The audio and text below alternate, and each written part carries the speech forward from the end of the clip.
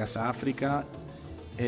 Estar hoy aquí además es un acto de militancia, o sea que se lo agradecemos muchísimo porque es una tarde además con muchas cosas y no solo futboleras, sino también mucha actividad cultural en la ciudad.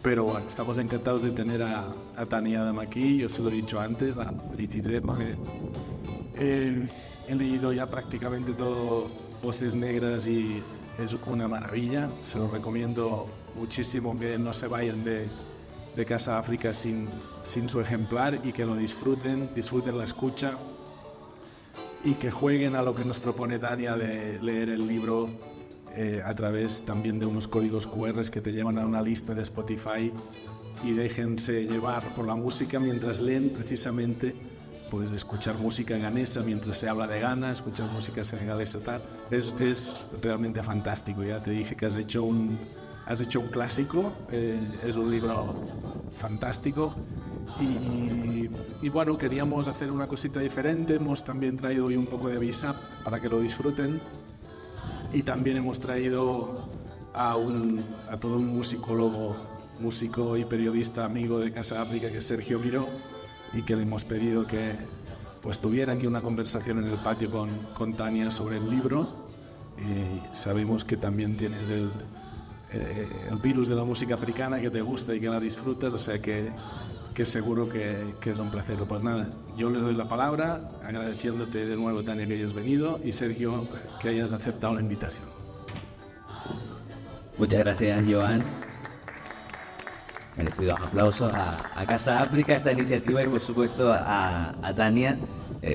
Yo estoy encantado de estar aquí, además siempre defiendo cada una de las cosas que hago, que escribo, el poder de la conversación, y me presto a él, siempre desde la intención, en este caso, Tania, que lo que me apetece mucho es que la gente te escuche, es decir, a ver si consigo ser pues simplemente la cerilla que te lleve a sacar algunos de los temas que forman parte de este libro. Me uno a lo que dice Joan, lo llamamos clásico, referente o lo que sea, pero un libro casi recién nacido que en cierta manera también viene a llenar un hueco, sobre todo en la literatura escrita en español y en el panorama editorial hispano, el que tengamos un manual o esta historia oral, como tú lo llamas, tan al mismo tiempo yo creo que exhaustivo, pero luego muy cercano y que abarca tanto que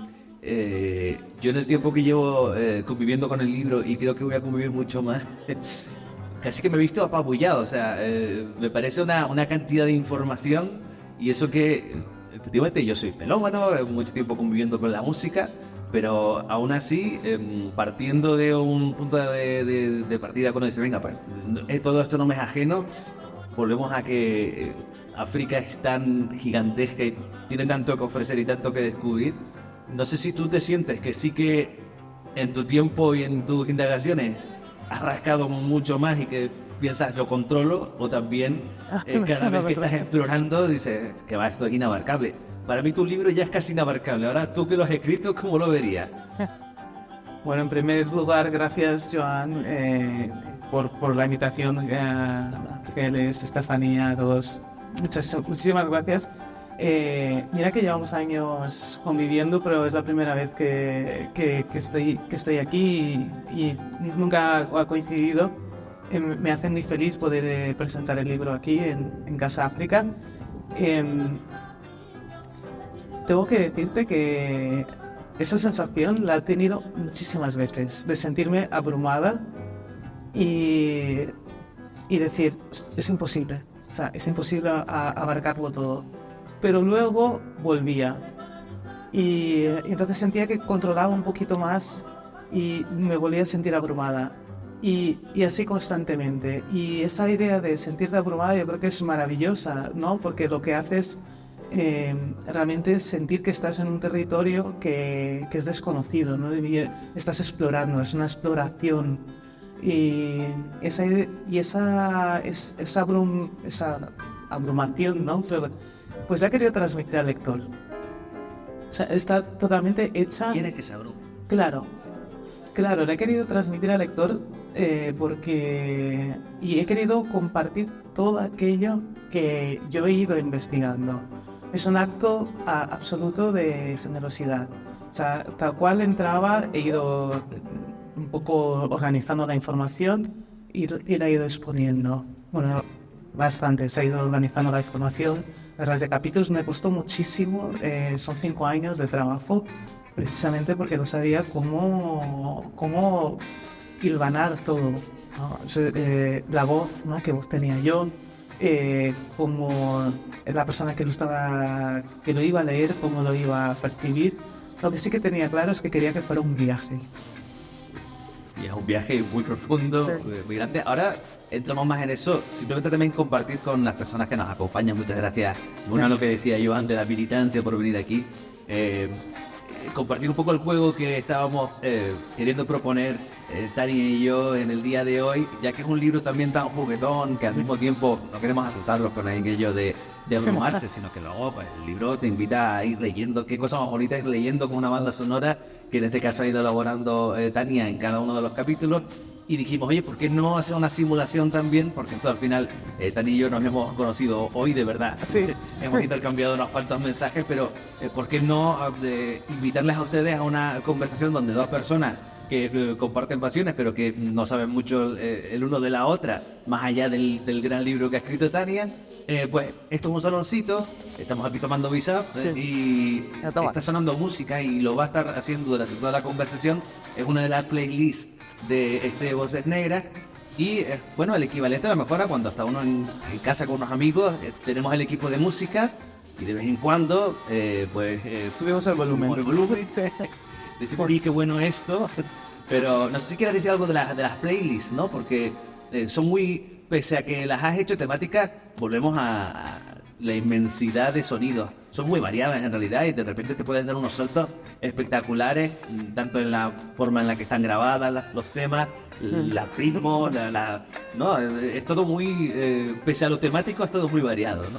Sí, además, bueno, yo tengo un programa de radio que se llama Radio África. Sí. Y he ido construyendo esta playlist, he ido construyendo el libro acompañado de este programa. Por lo tanto, las canciones están muy familiarizadas desde hace años con los sonidos.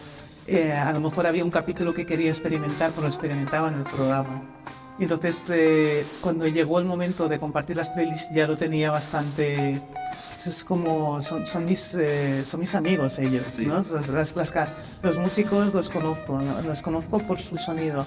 Pero lo que no conozco, que tú sabes que gran parte de los libros de música, y al menos gran parte de los libros que yo he leído, cuando hablan, o bien hablan desde la etnomusicología, ¿no? Es decir, entendiendo la música desde relacional, desde un contexto, ¿no? Muy específico, o bien se iba a los grupos, ¿no? ¿Qué grupos, las formaciones, cuando se habían conocido, qué tipo de sonidos exploraban,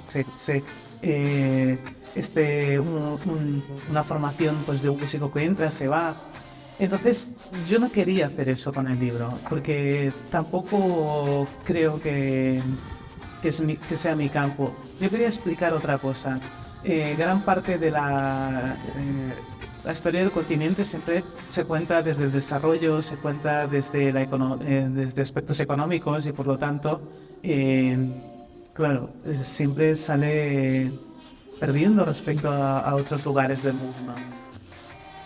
Pero hay un lugar que llevaba tiempo observando, que es la música, Sí. que es la literatura, que es incluso el cine, el arte, que tiene capacidad de narrar la historia del continente.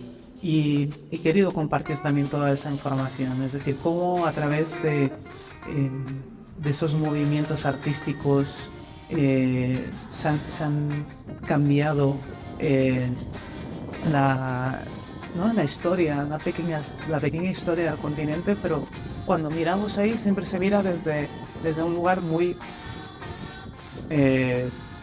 grande, ¿no? Desde lo macro, los macrodatos, la macroeconomía.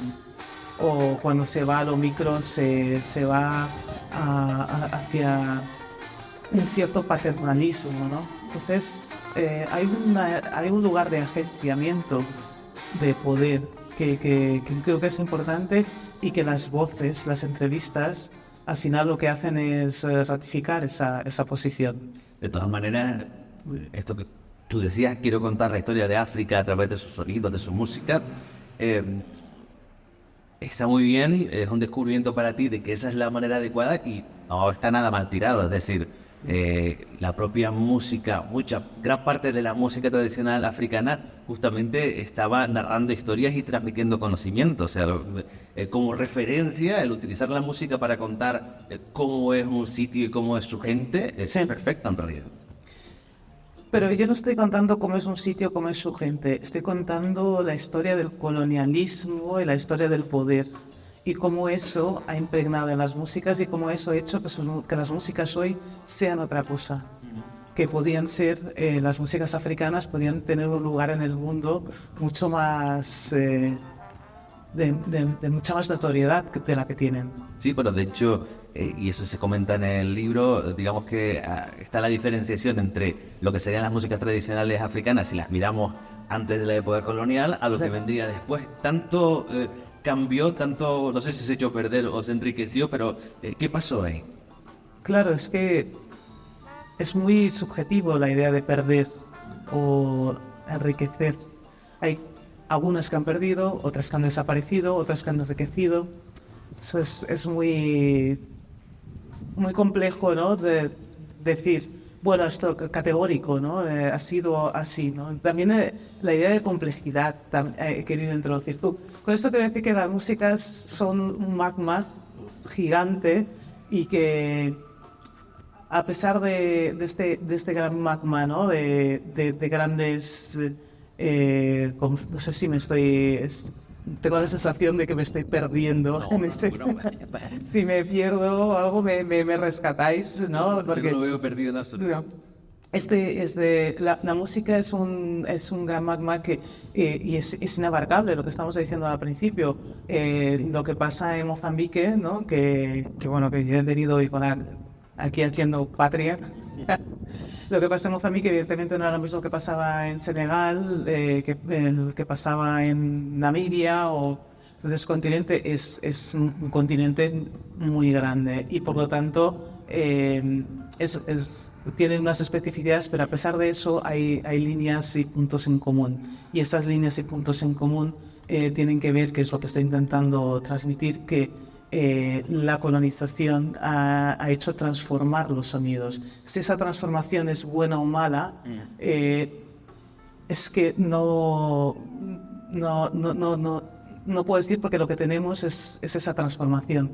Sí. Entonces, si yo digo que es mala, entonces estamos viviendo con la maldad, ¿me entiendes? Y yo creo que no sé si es bueno eso. Entonces, ha aportado esa transformación, la cogieron los músicos, la aceptaron y propusieron otra cosa. Yo creo que lo bueno es esa capacidad que han tenido los músicos para coger esa transformación y proponer, ser autodidactas, proponer otros sonidos y a partir de esos sonidos coger y proponer otros sonidos y así sucesivamente. Claro, en ese aspecto sí que podríamos decir, efectivamente, sin juzgar si es bueno o es malo, es lo que es y además es tan amplio que hay mucho de elegir, que lo bueno que ha tenido o una prueba más de la fuerza de la carga que ya lleva de por sí la música que nace en los diferentes países del continente africano, es que a pesar de la colonización, que de por sí viene a ser una cultura que quiere imponerse sobre otra a la que llega, a pesar de eso,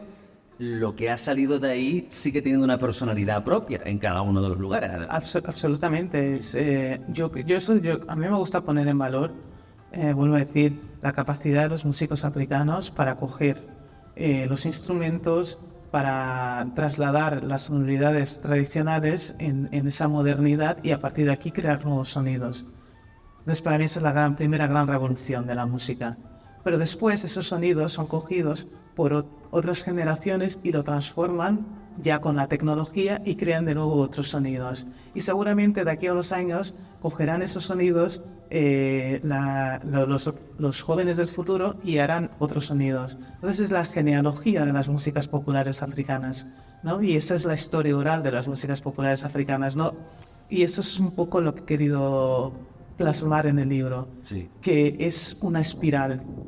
O sea, nosotros formamos parte de una espiral. Estos sonidos son complejos, pero quien realmente es dueño de los sonidos son las personas africanas. Esa es un poco la idea. Yo tengo unas cuantas notas mientras iba leyendo el libro, casi que obligado, sabiendo que nos íbamos a encontrar, pero dentro de estar abrumado, como decía, oyendo música, leyendo el libro, dice, bueno, apuntemos esto. Por ejemplo, hay una cosa que me encantó, que destacaba, en realidad viene de unas declaraciones del músico Shabaka Hutchins, Sí, es británico, pero también es alguien que desde el Reino Unido y además revolucionando la escena jazzística es muy consciente de su origen y lo quiere un poco... Va a venir a España en otoño. Bueno, hay que ir a verlo. Sí. A pesar de, introdujo una curiosidad de que es alguien tan adelantado y que con tanto afán de investigador que después de haberse convertido en uno de los saxofonistas más importantes del mundo, ha dicho que ya no quiere tocar el saxo y ahora está, si viene, vendrá tocando la flauta, que es un nuevo instrumento. O sea que... Eso de tocar la flauta suena raro, pero esto No, lo lo ha dicho y dice, ya no, ya está, ya llegué, he tocado techo, no puedo seguir explorando aquí, ahora voy a otro instrumento a partir de cero, ¿no? Pero bueno. Pero ese es el ejemplo de los músicos del continente, que no tienen o sea, es decir, cuando entra el mercado, pero el mercado europeo es quien pervierte en cierta manera, ¿no? De cómo tiene que ser el sonido, y encapsula el sonido, ¿no? Lo categoriza el sonido. Esta idea de exploración es inherente y eso es lo que hace que haya nuevos sonidos, porque si no exploras, no innovas. No, totalmente, me puedo imaginar, porque él además, dentro de lo que cabe, tiene ya una posesión en la industria, a esa industria, en este caso ya occidental, recibiendo la noticia de, no, mira, rompo todos mis grupos, dejo ese instrumento y ya les diré lo que voy a hacer, ¿no? O sea, efectivamente es totalmente ajeno a lo que dictaría la lógica de la industria, ¿no? Pero sí, es una buena metáfora de lo que han hecho las diferentes músicas. Bueno, vuelvo a lo que habías destacado de él, porque creo que tiene bastante que ver también con algunas cosas que hemos mencionado. Él decía que las músicas tienen capas de información codificada, transmitida a través de generaciones, y esto es lo importante también, sin conocimiento explícito incluso por parte de los participantes. O sea, lo que vengo a entender es que hay músicos que están pues elaborando una serie de canciones, temas, lo que sea, y dentro de esa música que están haciendo, sin que ellos lo sepan, hay una especie de ADN donde se encierra una historia que ni siquiera quien la está componiendo o ejecutando es consciente de lo que hay ahí dentro, ¿no? Él no habla de los músicos, él habla de las personas. Ajá. Entonces, ahí lo que quiere decir es que las personas africanas, es decir, las personas que tienen en el ADN los sonidos codificados, y es un poco lo que decía Francis Bebey, ¿no? Que no todos los africanos o sea, tienen un don especial para la música, pero no todos son músicos.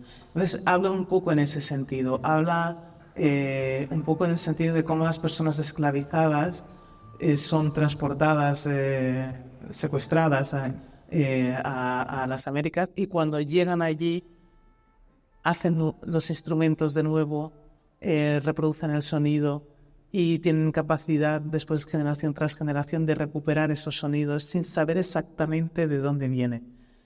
No está hablando exactamente de músicos, está hablando de las personas. Sí, ¿no? de las personas como depositarias de una especie de música. Son como archivos sin saberlo, está hablando de eso.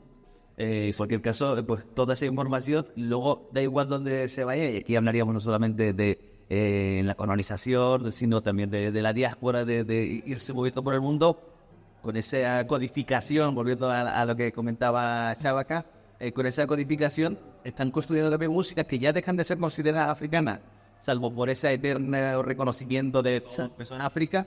Estoy pensando, por ejemplo, en el blues, ¿no? Sí. Y como se habla de una música esencialmente norteamericana, con una cierta deuda que a veces se le reconoce a África y ya está, y de repente músicos que han trabajado a partir de eso miran hacia Mali, se estimulan la figura de gente como Ali Farka Touré y se les vuela la cabeza. Sí. Y no llegan a entender de dónde ha venido, en qué momento esa rama estaba ahí y alguien la cogió. Bueno, un poco también es un poco lo que quería explorar el libro y también Es decir, cuando se hacen estas grandes recopilaciones de música, la música africana no aparece cuando se hacen estos... Las listas de los 100 mejores discos. de los 100 mejores discos, o cuando hablan de música en general y hablan de blues, de jazz. África, el continente, desaparece. No hace falta tampoco ir siempre al punto de inicio, ¿no? Pero es que aún así es demasiado descarado, ¿no? O sea, el borrado y la invisibilización de la aportación o de cómo ha llegado esa música, yo creo que es... y es un poco también lo que intento explorar, por qué ocurre eso, por qué esa invisibilización. Y claro, eso está relacionado con un racismo inherente de cómo se ha ido tratando a las personas africanas, porque claro, si son culturas primitivas, gente que es primitiva, que es inferior, ¿cómo? Claro, les vuela la cabeza, no pueden hacer esa música, no pueden explorar, no pueden ser autodidactas, es demasiado bueno para ser cierto, ¿no? Entonces, cuando digo que quiero explicar la historia del continente desde la música, es explicar esa historia, pero desde otra perspectiva. ¿Cuál es la canción que está sonando ahora? Blossom. It's the Wits. Sí. It's, we intended to avoid. De fake. Oh. Sí. Ah, no, Fede, vale, estos son nigerianos. It's not easy. ¿Esto no es algo de esto? Este es un grupo... Sabéis que Nigeria es un país muy prolífero, pero lo curioso en Nigeria es que cada país tiene como una forma de desarrollar música que tiene que, al final, también está muy relacionada con la colonización. Este sonido es un sonido muy inglés. Sí, ¿no? De hecho, bueno, en cierta manera, Nigeria, para aquellos neófitos que a veces quieren escuchar música de raíz africana, es la entrada más fácil, aparte de todo el legado, ¿no? De la Kuti, del Afrobeat. Sí. Al final es como, esto es una especie de James Brown. Y digamos que necesitamos referentes a lo que agarrarnos para empezar. Pues hubo, hubieron grupos pequeños, un grupo joven de chicos muy jóvenes, solo sacaron como unas pocas canciones, y pues el típico grupo de instituto que se juntan, como aquí, pues sacaron esta canción. Y es un país muy particular precisamente porque bebe de muchas fuentes. O sea, el rock psicodélico pegó fuerte en países como Nigeria, pero también bebe del highlife, del afrobeat, con ganas, se juntan muchísimo. Países que tienen están hermanados, ¿no? A nivel sonoro. Lo que pasa en uno pasa o lo que pasa, bueno, ahora también, lo que pasa en uno pasa en el otro. Entonces, a mí lo que tendría que decir de Nigeria es su pluralidad sonora, cosa que, por ejemplo, no pasa en Mali, ¿no? Mali, ahí los sonidos están muy conectados por los antiguos reinos, por esa antigua tradición, pero en Nigeria no está tan pegado, sino que ha absorbido más de lo occidental. Y bueno, tiene sus sonidos más tradicionales, ¿no? Como también pues esto, como cuando hablamos de esta genealogía, ¿no? Como el Afrobeats no es que sale del Afrobeats, es que empieza con la entrada de sonidos en la costa, ¿no? Es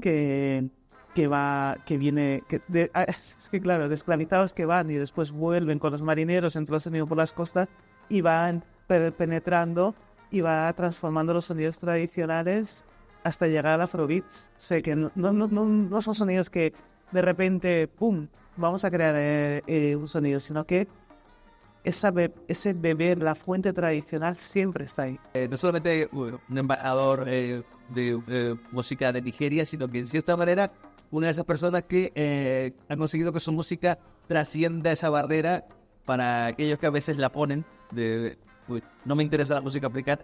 Él es casi su música y el afrobeat. Bueno, es que como parte del catálogo de música aceptada occidentalmente, por así decirlo. Bueno, es que la formación de Fela es en Occidente, la formación musical. Entonces él ha sabido traducir y a interpretar y cuajar los lenguajes para que pudieran ser de manera, no sé si eso tendría que, los especialistas en Gela tendrían que decir si está premeditada o no, ese sonido que fuera también occidentalizado. Pero por ejemplo, venía de lo que me decías antes, es decir, vale, aquí han entrado otras culturas, claro, pero lo que hace y lo que se hizo con el Afrobeat es único y tiene un sello identificable y que bien que exista, porque así es. si no, no habría otra forma. Hablando de música, mencionabas a Mali. Te iba a preguntar por Mali justamente porque una duda que tenía a la hora de que uno se acerca, en el caso más desde un viaje y hablando con gente que lo ha vivido, que está en los diferentes lugares, poniendo la lupa sobre cada uno de los sitios, me preguntaba si también, como uno lo recibe desde aquí, intenta indagar, pero al final lo recibe desde aquí, sino que cuando pensamos que un lugar en concreto está en ebullición creativa. Por ejemplo, de Mali empezaron a salir muchos artistas y de repente alguien le damos a decir, bueno, Mali es en este momento el punto de mayor creación de música africana. No sé si a veces pecamos, y podríamos hablar bastante de eso, de la visión que lanzamos desde aquí. Ahora llegan las celebraciones. No sé si pecamos de que pensamos que lo que nos llega es lo que hay. Lo que te quería preguntar un poco es eso. Si es verdad que a veces un país que identificamos está especialmente adelantado, está realmente liderando escenas, o estamos aquí a ciegas, al tuntún, viendo lo que por razones incluso a veces de la industria, de que una discográfica concreto como una multinacional saque discos de Tinariwen, pensemos que eso es lo más potente que está pasando por ahí. Mali es Mali, o sea, Mali es un tesoro musical. Pero hay otro que es Congo. Sí. Congo, yo creo que ha sido más importante Congo para el continente africano que Mali. Porque Congo, como dicen muchos, colonizó el sonido africano. La guitarra de Congo pudo, esa forma de tocar, ¿no? Que también lo dice en la primera entrevista, que las entrevistas del libro lo que hacen es también expandir y abrir los universos y entender sin tecnicismos, ¿no? Un poco qué es lo que ha pasado con el sonido, que el sonido... Además, el sonido africano, la persona, que lo decíamos antes, tiene mucha importancia porque es la que traslada el sonido, ¿no? Es la que lleva el sonido a través de las migraciones. Es como se expande la música africana en general por todo el continente. La música, cuando digo, en este caso sería la música de Congo, cómo se expande por todo el continente y cómo Congo se convierte en un punto. Congo-Kinshasa y Congo-Brazzaville son un punto importantísimo para los músicos africanos. Por ahí pasan Manu Dibango, Manishi Masakeda, y ahí se juntaban para pensar y crear, como después también fue Abidjan. Abidjan se llama el París de África. Por lo tanto, hay una historia paralela de las músicas africanas que no es la historia que cuenta Occidente. Para Occidente, la música africana es la música de Mali. Porque ahí es donde se han ido creando, donde se han ido instalando las discográficas y donde han creado la mina de oro, ¿no? O sea, entonces, yo creo que es importante y solo las personas africanas pueden reivindicar esa pluralidad, ¿no? Si deseamos que Occidente siga narrando las músicas populares africanas, narrará lo que quiera, no va a narrar lo que es, ¿no? Y lo que es que quien tiene el poder de las músicas populares africanas es la rumba, no es la cora, la rumba. Y cuando aquí en las casas de las personas africanas en Occidente lo que suena no es la cora, es la rumba. Tabuley en los años 60, en los años 80, 90, era Tabuley, era Makossa, no eran el sonido de Mali. El sonido de Mali es un sonido que es para el oído occidental es más meloso, ¿no? Pero no es la música que suena en las casas. Sí. Eso nos podría también llevar, siguiendo con esto de las visiones a veces que hemos trabajado desde Occidente, nos llevaría a la vinculación siempre con el exotismo, de eso hablas también en el libro, con el tribalismo, Sí. que también suele ser, vuelvo a lo que antes comentabas, que tiene un tono paternalista y a veces hasta despectivo, que también evidentemente cualquier indagación mínima sobre el gran pozo cultural que hay en las músicas africanas, sobre la marcha tumba esa idea. Del exotismo. El exotismo, sí. Es que el exotismo está en el cuerpo africano mismo. Es que ese es el problema, que cómo sacar, o sea, el constructo es mucho más, que es lo que intento transmitir, el constructo es mucho más fuerte de lo que aparentemente se ve. O sea, el exotismo está en el mismo cuerpo y por lo tanto, cuando vienen los etnomusicólogos, los antropólogos a filmar los rituales, las formas de celebración, las danzas africanas, lo que están es buscando el exotismo. Sí. Entonces, eso, ¿cómo transformar ese daño que se ha hecho, ¿no? Porque eso es lo que se ha encapsulado y se ve que es lo africano, ¿no? O sea, la sonoridad y las músicas africanas.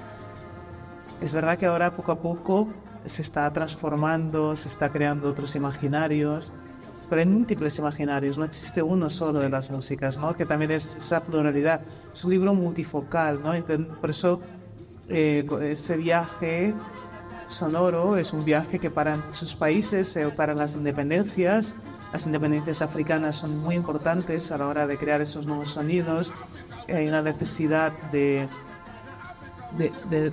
las personas americanas de salir de ese letargo que se le ha puesto, y la música y también las propias naciones invierten en que así sea, ¿no? Y ponen dinero para que las orquestas que antes tocaban para los colonos pues recuperen esa tradición que siempre es cuestionable, esa recuperación de la tradición, no solo en África, en todos los lugares, ¿no? Es decir, cuáles son las tradiciones que se convierten en nacionales y cuando se está creando las naciones. Esa idea de la creación de las naciones, de la muerte de las naciones, para mí era importante porque la música acompaña, ¿no? Y hay un ejemplo muy concreto que es en Congo, una discoteca al final se convierte en una iglesia. Yo creo que es un paradigma, ¿no? de esa evolución, ¿no? De cómo la música es importantísima y luego la religión coapta, ¿no? Pero lo que es interesante es que en las iglesias se escucha música. Entonces la música siempre está omnipresente. Sí. Se escucha, se hace y se crean estilos también, ¿no? Dentro de la iglesia.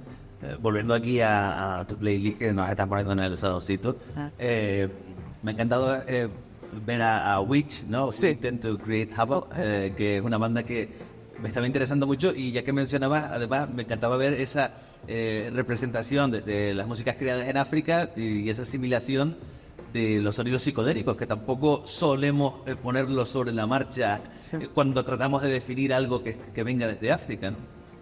Sí, no, pero es lo que decía antes, que hubo mucha conexión con el mundo, ¿no? Esos sonidos psicodélicos eran los discos que llegaban a estos chicos, como cualquier chico, como cualquier joven, pues escucha sonidos y los quiere reproducir, y los mezcla, ¿no? Como ahora. Entonces es muy, y lo hacen muy bien. Sí. Lo hacen muy bien, es muy bueno este disco, pero es bueno de verdad. Entonces, claro, son como desconocidísimos y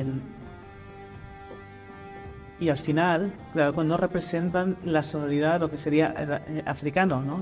Entonces, entraría a competir ¿dónde? ¿No? Con toda la psicodelia que se crea en Europa, ¿no?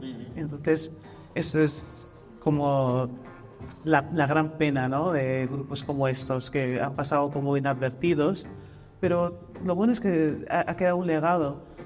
Pero también es verdad que hay muchas músicas que han desaparecido. Nos han preservado, nos han... Sí, claro.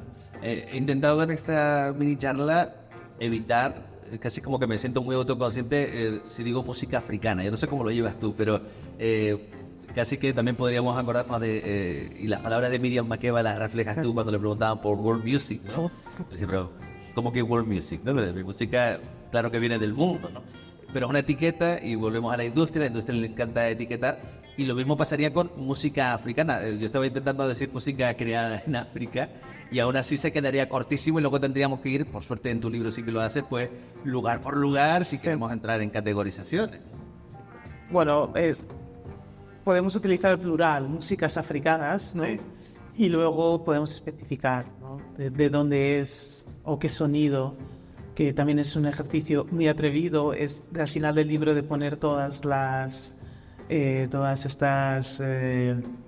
todos los estilos. Es muy atrevido, ya lo digo, pero creo que es importante, ¿no? Que puedas ver la pluralidad de estilos que se han ido creando y que después también lo dice Kofi Awao, que dependiendo de quién, pues un mismo estilo se llama de una manera u otra, ¿no? Es como complejo.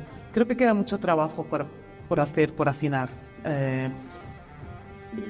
Es decir, que la gran pregunta era por qué las personas africanas no hablan de las músicas africanas, y el hecho de no hacerlo pues hace que no se tampoco afine, pero por otro lado dices, ¿es necesario? ¿Por qué? ¿Para qué? No lo sé, es como voy abriendo preguntas, reflexiones que se quedan ahí. Y en este análisis general de las músicas africanas, ¿está bien que le demos importancia al ritmo o está mal? Porque también ahí puede haber un cierto debate, ¿no? Si pensamos que la música africana es puro ritmo, si estamos negando otras cosas también. Es una parte de las músicas, pero no es el todo. Entonces, el problema es convertirlo, ¿no? Eso también decía Paul Wason cuando hace este libro Más brillante que el sol, que es un libro que él hace en los años 90 diciendo, estoy harto de que los sonidos, la música africana sea la música del barrio, el ritmo. También que en este caso hablaba de las diásporas, ¿no? La música negra, no la música africana, perdona, él se refería. Que también Tony Llave hace esa comparación entre música africana, músicas africanas, porque dice que va al origen y que el origen pues se ha perdido, ¿no? En muchas ocasiones. Que quizás hay que empezar a hablar de música negra, no de música africana. Sí, ¿vale? Después en esa conversación tu libro que te proponía que cambiases el nombre de tu programa de radio, ¿no? Sí, a Radio Negra. Radio Negra en vez de Radio... En vez de Radio. ¿Cómo ves eso? Bueno, yo creo que todavía no estamos preparados, poco a poco. No, pero lo que quiero decir es que el ritmo es una parte importante, pero no lo es todo. Entonces se ha categorizado, como lo que es la música africana, pero es una parte, está la armonía, ¿no? También sí. Está, ¿sabes? Y hay otros elementos en la composición musical. Esa batalla cultural de sacar al menos la preconcepción de que lo que va a identificar una música creada en África es el ritmo, creo que se ganó un poquito cuando aprendimos a conocer el etio jazz o el jazz etíope, que sí. Ahí es todo armonía y melodía sobre todo. Melodía, sí. Y además que tiene su propia escala, es decir, si quieres crear música con ese aire etíope, puedes acudir a una escala determinada y así lo harás. No se me ocurre nada que tenga un ADN más propiamente melódico y musical que eso, ¿no? Sí, y después lo que decía también Kofi, decía que el ritmo es lo único que los europeos no han conseguido transformar. O sea, han entrado en la armonía, en la melodía, pero no en el ritmo. A la forma de cantar, han transformado la forma de cantar, ¿no? Para que sea más melódica, porque en un inicio las músicas tradicionales no son tan melódicas, ¿no? Entonces la Iglesia, sobre todo a través de los misioneros, ha transformado la forma de la expresión musical, ¿no? Es muy interesante ese análisis, ¿no? Cómo se va minando y se apropia. ¿Es bueno o malo? Es lo que hay. Sí. Entrando también en el formato de tu libro, que tú decías que te costó mucho encontrar cómo lo querías articular, cuál era tu voz. Así que yo creo que la voz tuya desde el principio asienta una serie de teorías que van con la investigación también. Y luego ya tu voz pasa a ser también indagadora a través de las conversaciones, y por eso has elegido llamar al libro o subtitularlo como que es una historia oral de las músicas africanas. ¿Realmente lo consideras así, una historia oral? Porque en realidad pues también tiene mucho de tesis, no tiene mucho de ensayo. ¿Hasta qué punto te hacía ilusión centrar la oralidad, que para mí es solamente una parte del libro, no lo es todo? es cierto, pero lo que intentaba transmitir es que que es oral porque no son... O sea, son tesis, pero en realidad no es ciencia, ¿sabes? Entendida desde el punto de vista occidental. Entonces hay una oralidad inherente en las conversaciones, pero también en las lecturas, porque hay momentos que yo no puedo contrarrestar si esta información es cierta o no es cierta. Es como cuando te cuentan algo. O sea, tú lees un artículo, yo no sé si eso es cierto. Es como si alguien me está contando algo, ¿no? Entonces, me gustaba pensar eso como desde el punto de vista de la oralidad, no por el hecho de que esté escrito, deja de ser oral, ¿no? O sea, es algo que está contándose, hay muchas voces que además son contradictorias a veces con las mismas historias, que no sabes cuál es la verdad. Sí, ¿no? pero ya habla con personas que antes decía que en África los propios africanos no hablan mucho de las músicas africanas. A la hora de tú intentar extraer esa información en el tú a tú, ¿te fue sencillo o te encontraste que en conversaciones hacías que determinadas personas con mucho conocimiento por primera vez pensasen sobre esos conocimientos que albergaban? Para nada. Absolutamente todas las personas habían pensado. Entonces, habla con musicólogos también, ¿no? Hablo con todo tipo de gente, con pensadores, musicólogos, artistas, todas personas son conscientes de lo que están haciendo del ejercicio sonoro, y eso es muy, muy interesante, pero sobre todo porque además el punto de partida de todas las conversaciones hay veces que está claro, otras no, porque por razón que fuera lo quite, es la casa de uno. O sea, empezamos en el ámbito doméstico. ¿Qué canciones escuchabas tú en tu casa? Y eso hacía que la gente, o sea, el punto de partida de las conversaciones empezara desde otro lugar. La radio está muy omnipresente. La radio es ese espacio musical que hacía que se conectaran, ¿no? Las diferentes generaciones. Había gente que decía, no, que mandaba en casa era mi madre. Se escuchaba la música que mi madre quería, ¿no? Y ese espacio de transmisión oral es importante, ¿no? Ahí hay una transmisión oral. O sea, la oralidad no es solo que tú y yo ahora estamos hablando, es un acto oral, pero la transmisión oral es otra cosa. Entonces aquí estamos hablando de esa lectura, ¿no? que es una lectura descrita, pero que yo la tomo como oral, ¿no? Pero también hay todo un proceso de transmisión de generación tras generación que no se pone en valor tampoco, ¿no? Lo que mi madre me enseña de las músicas, yo me lo tomo, yo ahora lo estoy transmitiendo a mis hijos, porque si no lo hacemos nosotras, no lo hace nadie, y lo hacemos de manera natural, y a veces ni nosotros ponemos en valor ese proceso de transmisión oral. Y yo creo que es importante. Y todo el mundo, las personas que he entrevistado, lo tenía muy claro.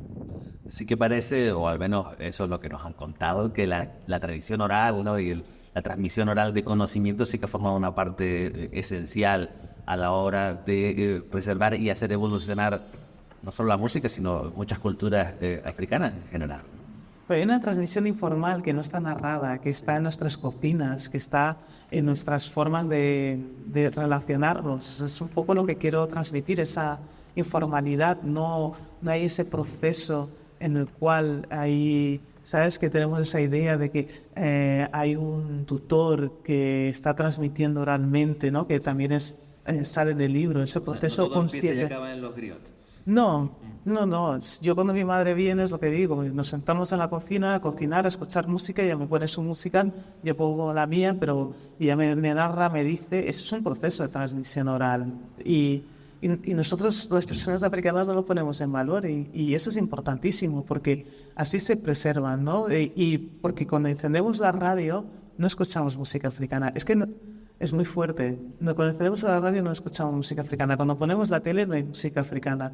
Cuando vamos por la calle no hay músicas africanas. No hay músicas africanas. Hay un silencio absoluto en este país. Entonces, para una persona que es africana, la gran pregunta es, ¿eso cómo te atrofia la subjetividad? Sí. Te atrofia la subjetividad. O sea, nosotros la música es importante, el sonido es importante. Y aquí hay un silencio absoluto, ¿no? Pero en nuestras casas sí. y es ese proceso de transmisión oral. En nuestras casas sí hay músicas africanas. Yo procuro que en las mías solo haya músicas africanas y que los niños las convivan y las naturalicen de una manera y que las pidan, ¿no? Y eso es un proceso de transmisión oral. Y esa batalla cultural la acabaremos ganando dentro de la cantidad de cosas que asignamos al futuro. El futuro será África, pero ese futuro todavía no termina nunca de llegar. En lo cultural y lo musical, sí, en lo que a nosotros nos respecta, incluso más aquí en Canarias, que tan cerca estamos, ¿no? Podemos impregnarnos un poquito más de esa cultura. Nosotros, las personas africanas que estamos concienciadas, sí. Este libro es para promover que eso sea posible, ¿no? Eso es un, lo que es un gran playlist con la música africana en muchas casas. Es un granito de arena, ¿no? Para que eso sea posible, ¿no? Y poder facilitar y que la gente siga escribiendo y hablando de músicas africanas y que se naturalice, ¿no? Igual que cuando vas a una librería, pues hay libros de música de músicos de los grandes iconos del pop, ¿no? De la música pop, pues que alguien escriba uno de Burna Boy y que escriba la historia de Burna Boy, que es un gran icono del pop. Claro, bueno, que yo hablaba, ¿sabes?, de la importancia del libro, de lo referente que es y que va a ser. También, quizás a pesar tuyo, ¿no? Que estás un poco sola en muchas estanterías de momento en la librería, en la sección musical de la librería española. Y sí estoy. Sí estoy. ¿Sabes? Aquí la batalla es poder... Aquí los amigos de Canaima, que es una librería súper chula y bueno, demuestran ellos también esa militancia. Gracias. Sí, esa militancia teniendo los libros aquí para quien le interese y seguro que es verdadero. No, es que cuesta muchísimo. Tengo una amiga que ha escrito una crítica para el Babelia, nada más que es Mireia Sentís, que es una amiga, pero es una persona que es una gran conocedora de la música negra. Y fue una de las primeras personas en leerlo, lo escribió hace 3 meses para la Babelia y todavía está en la cola.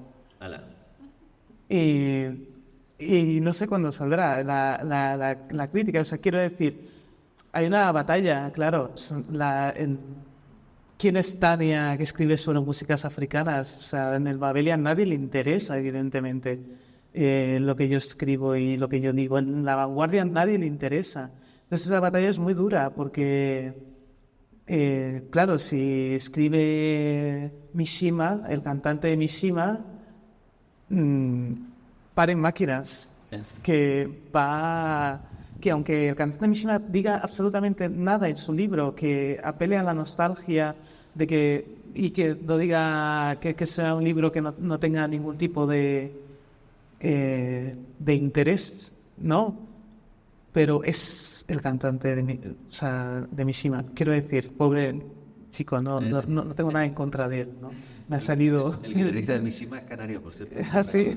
Me hace mucha gracia destacamos en casa. No tengo nada en contra de él. Me ha salido ese primer nombre que me ha salido a... No, pero así es verdad que... O de Tusta Morla, ¿sabes? Para llevarlo a un plano así más mainstream. Quiero decir que estamos en los márgenes. Hay que intentar irlos venciendo. No sé si, volviendo a aquello que tanto confundía a Miriam Makeba, el momento ese de eclosión, yo diría que en los años 80 de lo que se llamaba la world music, que gran parte de ella además era africana. Aquí nosotros tenemos la relación de hace ya 30 años con el Festival Woman, con esa intención de ir acercando diferentes culturas. Si crees que hizo algo o todavía... bueno, sí, evidentemente ha dado a conocer cosas, pero todavía dentro de ese cajón del exotismo que decíamos antes. Yo creo que el mercado de world music se está deshaciendo desde hace años. No, es insostenible. Sí, esto es insostenible porque, por un lado, las propuestas musicales no tienen por qué pasar por ahí, ¿no? Las industrias discográficas ya no son el único camino para llegar a Europa y por lo tanto esa categorización se pierde en cierto camino. Hay un momento directo, ¿no? De hecho, al principio, cuando planteas la genealogía de las músicas populares africanas, la entrada de Internet, la democratización de la cultura, que para mí la fotografía y la música, los procesos de democratización son los que más han propuesto transformaciones en los imaginarios del continente. Entonces, el world music, quien quiera seguir utilizando esa etiqueta y quien se sienta cómodo, pues que la utilice, pero que no es la única. Yo, desde luego, estoy totalmente en contra, igual que Miriam Makeba. Para la gente que le vale, le sirve, pues eso va a hacer, ¿no? Sí. Bueno, yo soy muy mandado, acogiéndome a los tiempos de Casa África, me decían, oye, que dure más o menos una horita y luego si la gente quiere hablar, pues que intervenga. Así que, llegando a eso también, pues si quieren que extendamos la conversación más allá de lo que llamamos el saloncito, que se nos ha apagado la música, no sé por qué, pero por ahí se supone que esta lista sigue sonando, pero bueno, no pasa nada. Ya nos hemos metido en ambiente. Sí, ¿no? No sé si les apetece compartir algo o extender algunas de las cosas que algunos de los temas que hayamos estado comentando o que nos hayamos dejado por comentar. ¿Cómo? Sí. Ahora ya van compartiendo lo mismo. Vale. Sí. ¿No? Oye, gracias por tus palabras, Anya. Yo pensé que eras de otra manera. Al conocerte, me ha gustado mucho. No sé si es bueno o malo eso que me dices. Es que los taoístas no hay nada malo ni bueno. Depende. Te digo eso porque has hecho algo estupendo que tiene que ver con el rescate de la memoria. Y hay una parte de la memoria de la descolonización que está vinculado a la música. Por lo único que no pudieron quitar a las personas esclavizadas es la música. La llevaban dentro y la reprodujeron y la sembraron por otro lado. Y luego está en la tradición que inventaron los egipcios. La música no era cualquier cosa y solamente se hacía música orientada a un fin concreto. Y era algo de iniciados. Yo te preguntaría, ¿cómo se dice música en Mozambique, en la lengua mozambicana? Ni idea. Pues no hay una palabra en los idiomas africanos para decir música. Mira, eso no lo sabía y eso tendría que estar aquí. Por ejemplo. Sí. La segunda edición la recuperaré. Por ejemplo. La otra cuestión es, ¿en qué pasa con el género en la música, en la transmisión de la música? Ahora existe algo muy importante, que es que la música era de tu madre en casa. Sí. Y la música es de género femenino, en los orígenes. Es más todavía, hay transmisiones que son musicales y los animistas decimos que es desde el vientre. Los niños y las niñas escuchan música en el seno de sus madres, porque están navegando en un océano y ya perciben la música desde ahí. Por eso cuando una madre canta, reproduce sonidos que los niños ya tienen experiencia intrauterina. Bueno, podríamos hablar de eso y me ha gustado mucho que tú rescates esto de alguna manera, porque es muy importante, porque la descolonización vendrá desde la descolonización de la música y que no hay ninguna obra. No, interesante. El segundo libro te voy a entrevistar para que me nutras.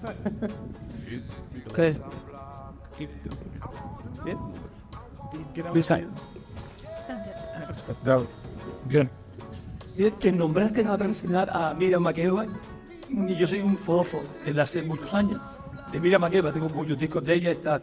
Y para mí en África Miriam Makeba, en América Aretha Franklin y en el mundo Aretha Franklin. Entonces ¿cuál es el libro que quisiste decir sobre Miriam Makeba? Me perdí. Si me puedes definirla o... ¿Qué quise decir? Creo que fue que yo la saqué en colación por su confusión a la hora de hablar de world music. Simplemente agarra. Vale.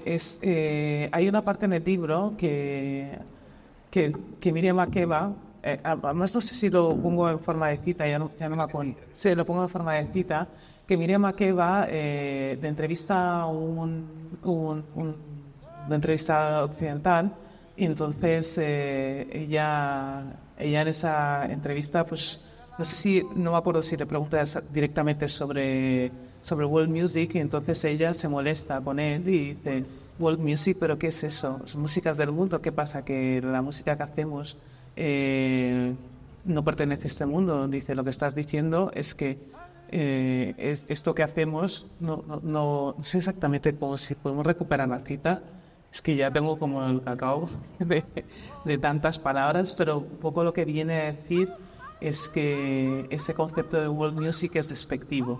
Lo que quiere decir es que lo que estamos haciendo es música del tercer mundo, ¿no?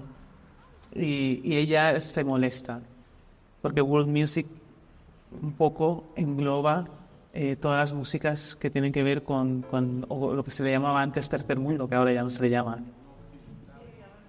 Sí, lo occidental, lo occidental. Yo tengo varias camisetas de ella en casa. Recorte de presa. Es una grande. Es una grande. La cabellera no sabe. Sí, bueno, yo tampoco, ya no me acuerdo dónde está. Sí, era un poco en este sentido que ella hablaba, y es una mujer que está muy consciente del lugar que ocupaba en el mundo y con la música, igual que Fela Kuti, ¿no? Son personas muy conscientes, pero igual que Franco, igual que Manu Dibango. Manu Dibango, por ejemplo, hizo una cosa que intento transmitir en el libro, que es él colaboró en las bandas sonoras de muchos directores africanos, promoviendo, ¿no?, esta forma de introducir la música en el cine, y eso es importante, pero apenas se narra y se cuenta, ¿no? O sea, hay un estado de consciencia de estos artistas que son mentes brillantes, ¿no? Porque parece ser que no puede haber mentes brillantes, ¿no? Que, bueno, me lo toques, no tengo gafas, tengo que haber gafas. Dice, cuenta aquí, dice, la cantante sudafricana Miriam Makeba, quien ante la pregunta sobre qué pensaba que sus discos se editaran bajo la etiqueta World Music, respondió, ¿de dónde vienen las otras músicas? ¿De Marte? Vaya estupidez. Si alguien me dice qué es World, le doy las gracias por reconocer que nosotros también somos grandes, somos parte del mundo. Aunque lo que realmente está queriendo decir es que nuestra música es del tercer mundo, igual que nuestro continente. Así que, por favor, no nos insulte. Sí. Y un detalle de ella cantaba muchas lenguas, ¿no? Xhosa, que era la propia, Zulu, Swahili, portugués, y se negaba a cantar en inglés, por supuesto. Se negaba a cantar en afrikaans, la lengua de los pobres. Es que es muy coherente, me parece muy bien. Claro, que eran los opresores entonces Sudáfrica, los pobres. Yo tampoco cantaría en afrikaans. Sí, no sé. Hoy sí, hoy es distinto. Y ya, No, yo tampoco cantaría en afrikaans. se respeta. Pero ya hoy ya han sido vencidos, ese racismo ha sido vencido en Sudáfrica. No, hombre, no. Pero en lo económico no, pero en lo político sí. No. Lo siento, pero no. El poder lo tiene la mayoría africana. Aunque económicamente la justicia salta a la vista, ¿no? Y económicamente. Todavía. Yo creo que la semilla de racismo es tan fuerte que durará 1000 años en irse de ese país. Yo una vez estaba en Sudáfrica y no entendía lo que estaba pasando. De repente veía grupos de gente pasando y solo después de un buen rato entendí mi incomodidad. Es que la gente no se mezclaba. Grupos de personas negras, grupos de personas mulatas, y ya había pasado el apartheid. Grupos de personas indias. Eso es la semilla del racismo. Esto percibí yo en Namibia. Yo pasaba en los colegios, salía los africanos, los coloreds, otro grupo, y los blancos, otro grupo. No se intermezclaban los tres grupos raciales en Namibia. Africanos, coloreds y blancos por separado. Esa es la semilla. Mucho tiempo de segregación no se rompe de un día para otro, por desgracia. Sí. Y si no hacemos nada, esta sociedad puede acabar así. Yo quería preguntarte sobre la influencia del hip hop en la música africana como poder de reivindicación que utilizan los jóvenes, y si crees que tienen todavía mucha trayectoria, que sea música poderosa. Eso no ha entrado en este libro, que es toda la parte de...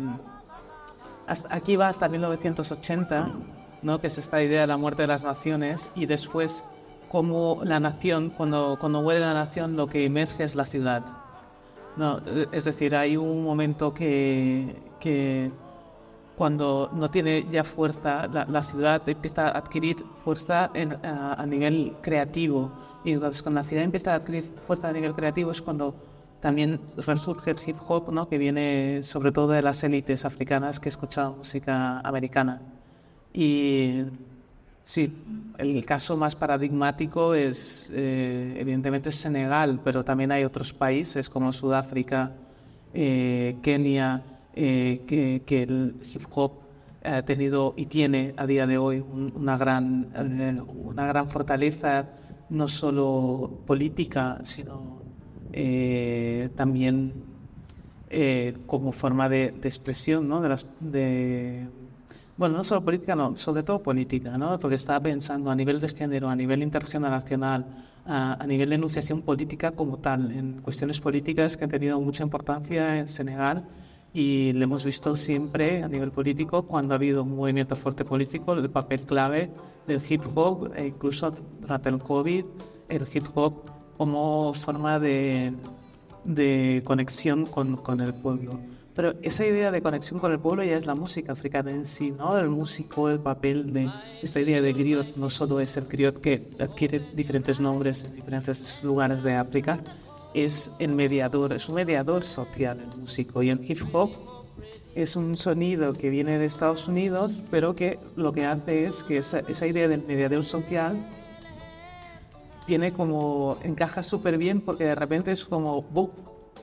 Y tras tiene sentido y ese papel lo adquieren los jóvenes porque el mediador social tradicionalmente son los mayores quien van adquiriendo la experiencia y son cada vez y tienen ese poder de mediación, pero aquí son los jóvenes y tienen capacidad de poder decir, hacer, deshacer. Entonces yo creo que ha entrado, está en un ambiente que es suyo, ¿no? O sea, se va a preservar y va a seguir. Lo único es qué tipo de estilo, si irá más hacia el trap, o sea, qué tendencias seguirás, qué tipo de hip hop, que será más melódico, más tecnológico, o sea, cómo será esa transformación. Pues depende un poco de la zona y de los estilos, pero yo creo que ha encontrado un lugar el hip hop como estilo en el continente, desde mi punto de vista. Bueno, yo quería hacerme...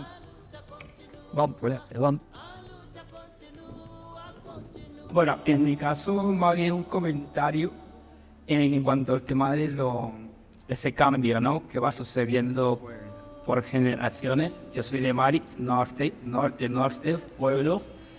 Y bueno, en mi época, antes de venir aquí, pues teníamos ese contexto musical de djembe y, por ejemplo, con los pueblos de al lado nos estábamos. Es decir, quién tocaba mejor, quién bailaba mejor. Y un cambio que me chocó mucho en mi último viaje es en que llegué en el pueblo y ya no había djembe. Ajá. Es decir, y ya no estaba esa parte antigua o, por así decirlo, base nuestra, por lo menos para mí, en mi sociedad, que a mí me definía mucho. El tema de que por la noche cuando encontrábamos en toda la plaza y sacábamos los instrumentos y empezábamos a tocar, que era como un momento de diversión. Pero sin embargo me alivió un poco que por la noche no estaban oyendo, pero sin embargo los jóvenes se reunían y ponían por un altavoz y se quedan retándose, sobre todo en caso de las chicas, ¿no? De a ver quién bailaba mejor. Pero cómo convivir esas dos partes sin que dejemos tampoco esa parte también que nos hacía uno, oye, en mi caso, por ejemplo, mi padre tocaba djembe toda la vida hasta que pues llegar a cierta edad. Porque de repente cuando no tuviera nada de eso y se transformara a la tecnológico, pues a mí me cuesta. Y quería preguntarte, o sea, ¿en qué fase estábamos muy aspectos, sobre todo en nivel general, de otro espacio que he hablado con gente? Yo creo que es una espiral esta lucha constante entre la tradición y la modernidad en el continente africano. Es una lucha que viene de largo, no es ahora. Y hay que ver cómo se resuelve, ¿no? Cómo, se ha ido resolviendo a lo largo del tiempo con la O sea, alguien ha tenido siempre esa perseverancia de que mantener las tradiciones. Y si no existe esa figura, yo no sé cómo se va a encajar o si se va a ir de largo y después alguien lo va a recuperar. No tengo ni idea del presente cómo se va a dar, pero sí que creo que es algo que ha sido constante y además se ha ido transmitiendo. Y precisamente hablo de esto en el libro, ¿no? Como esa lucha, esa pugna entre tradición y modernidad desde mediados del siglo pasado se lleva dando, ¿no? Y es algo que esa pugna tiene que ver también con la colonización, que es la occidentalización versus la africanización. Pero ¿qué tipo de africanización es? ¿Cómo recuperar? ¿Qué hacer? Pues depende en realidad de las personas del pueblo, de nadie más. Si las personas del pueblo ahora, hay un grupo de jóvenes que deciden recuperar los djembés, esos djembés seguirán. Si el grupo de jóvenes decide que los djembés ya no sirven, pues se encontrarán otras formas. La red social. O sea, ahora por la luz y ya todo están con los móviles y el resto de las cosas se dejan por el otro lado. Pues aquí yo creo que lo decía otro día. no sé. Es una pena, pero creo que hay que empezar a inculcar la importancia de la no pérdida, ¿no? De la memoria, del archivo, porque es lo único que tenemos. Y para terminar, sobre todo ese choque en aspectos, sobre todo por el sitio, por ejemplo, de mi pueblo, pues han hecho un salto cuantitativo en cuanto a temas de las tecnológicos, sobre todo, que a veces también pues es complicado, ¿no? Porque claro, ellos en muchos aspectos, por lo menos en mi pueblo, pues de híbrido, teléfonos fijos, o que teléfonos fijos todavía estaban llegando, algunos casos todavía no han llegado a la mayoría de los casos, pues ahora mismo directamente ya tienen teléfono móvil con conexión a TikTok. Y claro, han hecho un salto enorme en diferentes aspectos que a lo mejor todavía no estaban ni siquiera preparados, ¿no? Para esa situación, y que a mí me choca mucho. O sea, encontrarme de repente que todo haya cambiado, a veces me siento como, ¿qué me pasa aquí? Que no soy de aquí. Y ahí llego y digo... Las redes sociales son otro gran tema. Primero era a través del MP3 y después a través de WhatsApp. Es el mismo proyecto que se transforma y que ahora yo creo que ya será por Bluetooth o algo así. O sea, como la música, ¿no? Los formatos van cambiando y la transmisión, ¿no? También va... Pero es un proceso de transmisión, también no hay que olvidarse. Es un proceso de transmisión, sí. Pero quería preguntarte si tocas los temas de la música del norte de África, Marco y Conture. ¿Eso no es África? Sí, pero no los toco, y lo digo al principio.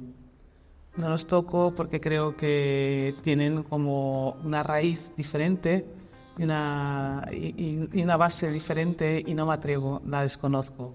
Y prefiero no tocar cosas que no conozco. Es que en algunos países del norte de África que he visitado, cuando ellos hablan de África, como si ellos no estuvieran en África. Te pasan un banquier, en general, es una visión un poco general. Es que el Sáhara produce una gran frontera y hay cosas muy parecidas, a nivel también sonoro, formas de reunión y esta idea que nos hablaba de la figura del griot, pero yo desconozco, yo creo que es otro mundo sonoro. No me atrevo mucho a... Soy consciente de ello, por eso en la introducción lo menciono y lo dejo, lo especifico. No entro ahí. Y a Sergio, ¿en qué momento vas a empezar a poner música africana en tu programa? Porque yo lo escucho algunas veces y la verdad que nunca he oído. No quiere decir que... ¿De verdad? No sé si... ¿De verdad? Si suena, claro que suena. O sea, aquí hablando de los medios de comunicación. A ver, sí que garantizo que ojalá que el programa que en este caso abordase lo que tengo que es un magazine de otro índole, si pusiera la música que a mí me gusta, no sé si tendría más oyentes o menos. Asustaría a mucha gente y atraería a otros, pero no es un programa en el que, a pesar de que a veces se me vea la rama porque uno tira para el monte, pero no es un programa en el que yo imponga mi gusto, en este caso musical. Ojalá que un día me dejen hacer Interesante. un programa para eso. Pásame el micro. Pásame el micro. Pero podéis echar un rapapolvo, pero no será justo. A ver, Sergio. Estamos aquí, llevamos 1 hora y media, ya hay una cierta confianza. Claro, es que si no se normaliza las músicas africanas como tal, y pensando que, o sea, no estamos diciendo que sea todo de músicas africanas, pero de vez en cuando alguna canción, esa ventanita que abre, ¿por qué cuesta tanto en la radio poner? ¿Por qué? ¿Por qué tenemos que, esta es la pregunta, ¿por qué hay que relegar las... Porque al final estamos reproduciendo esa idea de world music, ¿no? En la radio estatal, la radio local, las radios de este país, una de las cosas que hacen fatal es no abrirse a otros sonidos. Es tremendamente monótona y aburrida la radio. Yo creo que, claro, mira, ahora te digo, estoy haciendo un proyecto de investigación con archivo. Entonces, estoy esto en un rastro y voy rastreando música, discos, para ver qué cantantes negros ha habido en España. Son rastros de casas gente que se cambia de casa, gente que se muere, pues cogen toda esa discografía. Pues si esa es la cultura musical de este país, te lo juro, bueno, es que lo es que es para cortarse las venas. Tenemos una responsabilidad, la gente que tenemos, de abrir, de amplificar, que seamos mentes curiosas, pero claro, ahí lo que había era muy triste, o sea, y lo que hay. Y a nivel de músicas negras, pues básicamente encontré a Basilio y a Tony Machín todo el rato. ¿Sabes? Bueno, y después negro espiritual, después hay sí que alguna que otra música afro-norteamericana, pero a nivel de cultura musical tengo que decir que este país es muy pobre. Es muy pobre y las radios no ayudan nada, las televisiones no ayudan nada. Tú dices, bueno, claro, si yo pongo la música que a mí me gusta, voy a perder audiencia. A lo mejor no. Dice, vas a perder los que tienes, pero ganarás otros, mucho más interesantes. ¿Y no? Como ella. Quería decir que no es un programa musical en el que yo esté como imponiendo, porque al final es un programa de conversaciones y de otras cosas, pero oye, cojo el guante. ¿Pero pones música? Sí, pero no la estoy. Sí, cojo el guante que suene más, por supuesto, si no será un placer. Ahora sí puedo decir, ya que viene la acusación. A ver. No, yo hace muchas cosas en la vida. Y ahí está Manel, que creo que sobre la marcha ha saltado con el micrófono. Que tanto él como yo, él sí le gusta llamarse DJ, yo soy más un pinchadisco o un selector musical. En nuestras sesiones, música africana no falta nunca. Y sonido africano. Bueno, cuando tú quieras, venga. A ver, Ayúdale. No, me dijo como defensor de Sergio Villa. Sí, no. El programa que él realiza es un programa magazine en el que tiene que darse todo a la actualidad político-social. Cada vez que escucho su programa, aparecen casualmente, puntualmente, de vez en cuando, quizás a lo mejor, 15, 30 segundos de música. Yo a Sergio lo conozco desde el 2000 y poco, quizás. Oye, que tampoco parezca esto... Que somos mayores. Pero bueno, en fin, yo Lo eres. prodigo en mis sesiones, si hay una fuente real de conocimiento donde yo he bebido, es el Sergio Miró. Y mucha de la música africana que yo pincho la conozco gracias a Sergio Miró. Sergio Miró se debe a su trabajo y a su programa que tiene poco que ver con la música, aunque sí es verdad que él siempre que puede, pues se deja ahí y se deja ver. Pues ya escribimos la... No, pero yo tengo que decir que estoy viendo que en los barrios de estos, igual que estaba pasado en Francia, en los barrios, en las barriadas de las periferias de casi todas las ciudades de España están surgiendo músicos muy interesantes, algunos, que adoro.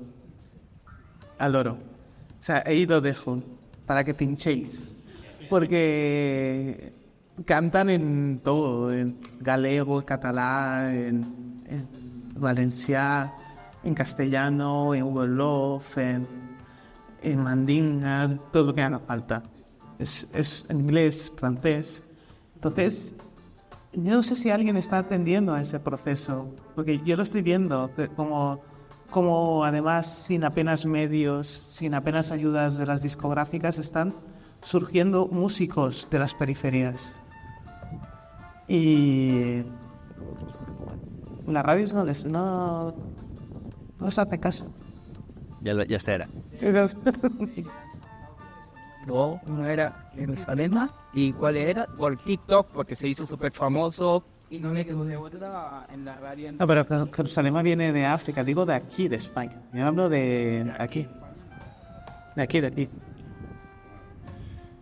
Yo creo que ya, yo simplemente defino.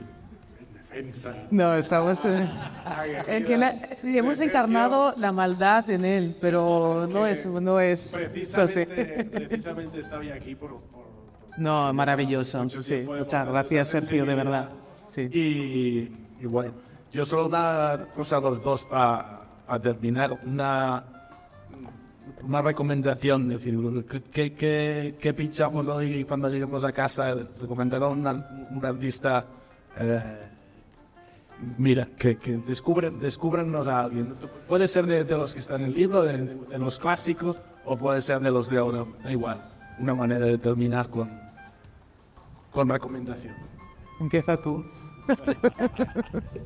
He gastado mi mejor cartucho reciente porque es verdad que quizás el disco africano que más me ha gustado últimamente es el, no que metías en tu playlist, sino el último de Witch. La verdad que también ese no me acuerdo si se llamaba Sambo. Era, bueno, en cualquier caso Witch como banda me parece súper interesante. ¿Witch como quién? Como banda, digo. Como banda. Pensaba que... La propuesta que hace me parece súper interesante. Sí, lo es. Voy a recuperar un viejo clásico que hoy mismo además dije que habrá sido de ellos y me quedó mucha pena porque solo ni siquiera en Spotify está el disco que a mí me sedujo de ellos y creo que, bueno, al menos hasta aquí no he llegado más. No sé si en su Madagascar natal, pero un grupo que se llama Enjaba.